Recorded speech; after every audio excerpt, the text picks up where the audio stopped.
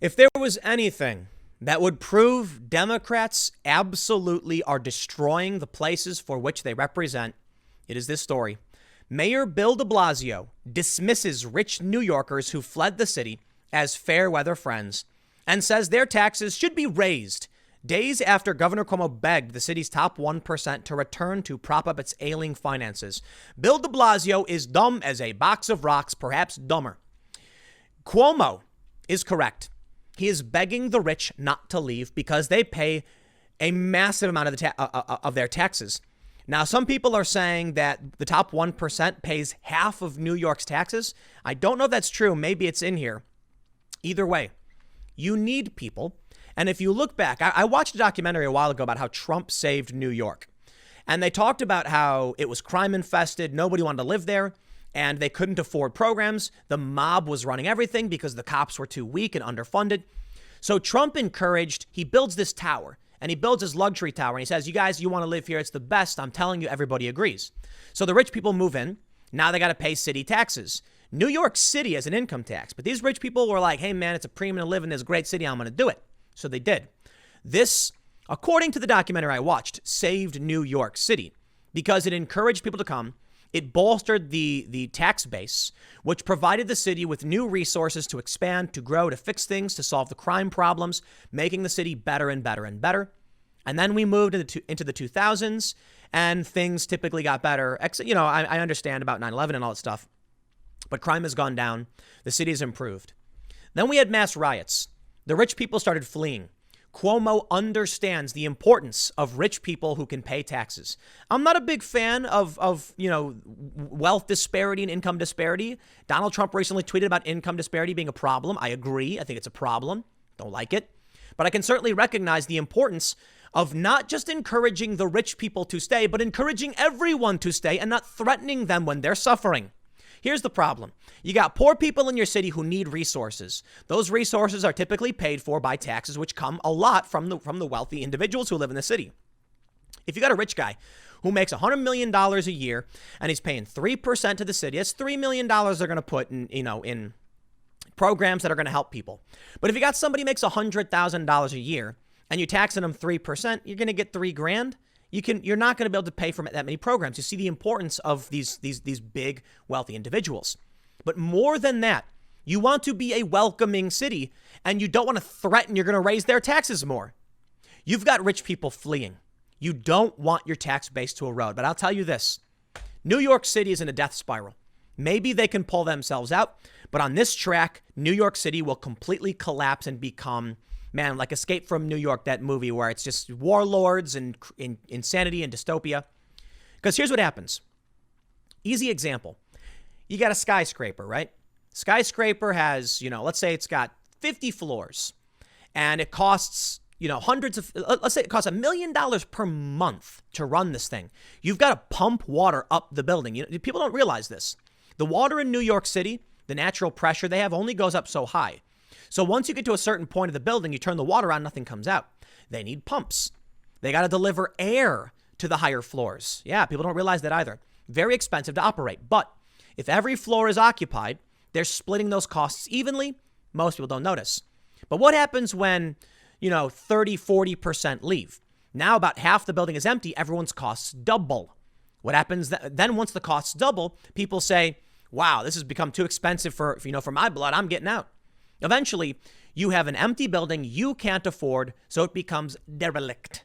Nothing. It falls apart. It collapses. Crime takes over. People come in. You abandon the building because you can't pay the taxes on it anymore. And that's how cities fall apart. That's happening in New York City right now. And Bill DeBlasio is laughing. He's making a game of it. Fair weather friends. Good. I should raise their taxes. Now more people are going to leave. I've seen a lot of people say, well, they voted for it. They deserve it. Yeah, I hear you, man. But this is sad. We want our cities to succeed. But it's true. They voted for it. Now Bill DeBlasio is violating civil rights. He's using the taxpayer dollars to prop up his own campaign. I mean, this is disgustingly corrupt. One of the most corrupt mayors the city's seen in a long time. And they got a long history of bad mayors, I'll tell you what. This is, to me, it's wow. Look at this. They say de Blasio himself has raked in $9,000 a month from 3 rental properties amid the pandemic. while cash-strapped New Yorkers have struggled to pay rent. He called rich New Yorkers who fled fair weather friends and called for their taxes to be raised to help tackle the deficit.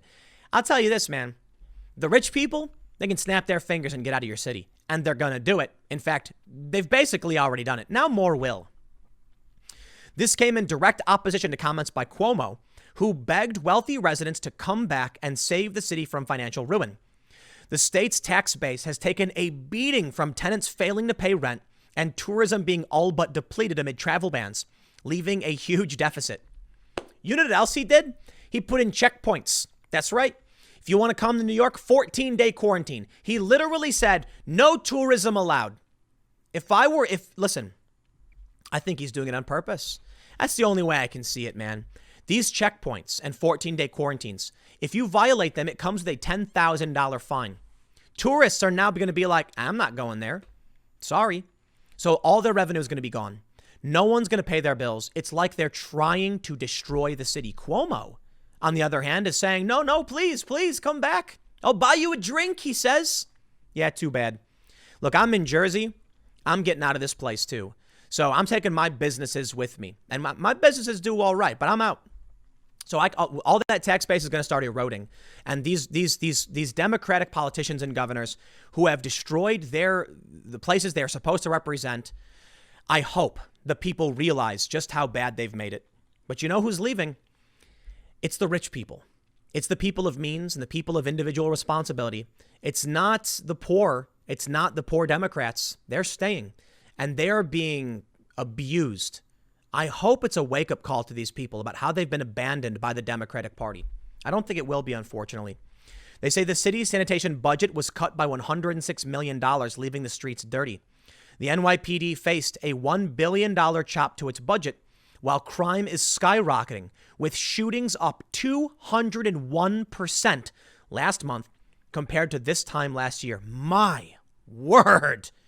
How insane is this? And Bill DeBlasio is dismissing these people. It's not about the rich man. It's about anybody. He's seemingly doing everything in his power to make sure that nobody comes to this city. And that to me is just outright insane. You don't just need rich people. You need regular people coming to your city. It's called the tax base. All these buildings in New York, they're still going to be there. Who's going to pay for them? People are leaving. The building owners are not going to pay their bills. They're going to dip out. Maybe that's the goal. Once all these people abandon the properties because they can't pay for it, the city comes in and seizes them for tax, for not paying their taxes. They put liens on them. And then the state or the banks come in and take all the property. And then once everything improves, maybe they'll sell it. I don't know. But who's going to want to go back to this place? And how do you restart a city like New York? When I was in Ferguson covering the riots, there was a mall just to the west of Ferguson. This is the St. Louis, Michael Brown stuff. And the mall was falling apart. Stores were closing. And you had a bunch, I think it was something like, I counted like 70 or 80 empty stores in this mall. The food court ended up having like one or two things to eat. Could you imagine that? The reason was the stores start leaving. And then once they do, less people want to come. And with less people, less foot traffic means less impulse buying. Malls live by having all of their stores filled. Eventually, people left, and the mall became a ghost town. It was kind of cool to walk through this empty, creepy space. But another reason why it was failing was that when the riots started, they went on for a year, the security guards had to actually lock the mall down, and nobody wanted to go there anymore, which resulted in certain stores just leaving outright. Some stores were operating at a loss because they were run by major corporations, right? But eventually the mall was dead. And that's what's going to happen to these cities. Malls die and they don't start back up again. It's when you start losing one or two stores, you're fine. You can find ways to replace them. But once you go down from a certain threshold, nobody's going to go there. Who's going to go for a walk down Fifth Avenue? Who's going to go for a walk down, in Soho, in Manhattan, to go shopping at all these boutiques when there's no boutiques? You're going to order online. They are killing every one of these businesses because, like the malls, New York City is similar. You walk down the street. There's the Van store. There's Best Buy. And you can pop in, look around. Ooh, I want that. You walk over to the next store, walk in. Ooh, I want that. What happens when there's no stores left? People aren't going to go walking around. There's no foot traffic, no impulse buying. And just like these malls, the city will die too. You need foot traffic, you need people, you need stores. And Bill DeBlasio is seemingly doing everything in his power to watch it all burn down. If you're still in New York, well, I feel bad for you because I know not everybody can afford to get out, but you need to consider doing it. If you're in any one of these major cities, man. Fortunately for me, I'm in the suburbs, but I'm telling you, I see what's coming next. Some people have fled to the suburbs. I'm sorry, man. I'm not going to tell you what to do. I'm going to tell you what I'm doing. I don't feel safe in the suburbs. I'm going to move out of this. I'm going rural, man. I'm going to the middle of nowhere, as far away as possible. Satellite internet, all that jazz. Because I think right now we're seeing the problems in the cities. It will come to the suburbs. There will be desperation. I think it's going to get worse than we realize, man.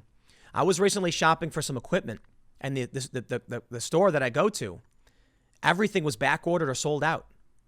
I'm talking to some people that are trying to buy trucks. They can't. Prices are skyrocketing. Demand is up. Production is way down. I hope you're ready for what comes next. I'll see you all tomorrow at 10 a.m. on this channel. Thanks for hanging out.